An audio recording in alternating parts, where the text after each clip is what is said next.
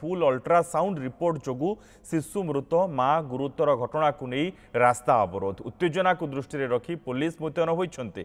भद्रक जिला सहरांचल थाना बाईपास स्थित एक घरोई अल्ट्रासाउंड क्लिनिक ना आसी अभियोग अनुसार तिहिडी थाना राढ़ंग अंचल प्रफुल्लगिरी गर्भवती स्त्री को नहीं ये क्लिनिक रे अल्ट्रासाउंड करने पर रिपोर्ट नहीं पेटरे जंत्रणा अनुभव होता भद्रक जिला मेडिकल रे भर्ती होते सेठारे पेटरे थिबा शिशुर मृत्यु हेबा सह मां पेटरे पचि जाइथिबा डाक्तर कहबा सह गर्भपात करथिले।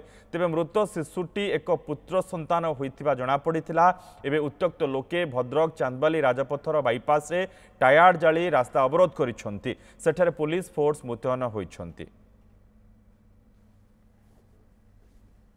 आमर गोटे टीम गठन कराई सीडीएम एडीएम आउ पुलिस एडिशनल एसपी को नहीं से टीम ऑलरेडी दुईटा तीनटा nursing home private medical clinic पे चढ़ाऊ कर सारी से आम गाइडलाइन हिसाब से कौन फॉलो कर कौन न कर चेक कर आग को समग्र भद्रक सारा सब क्लिनिक को तार अंतर्भुक्त कर सब क्लिनिक तार चढ़ाऊ कर।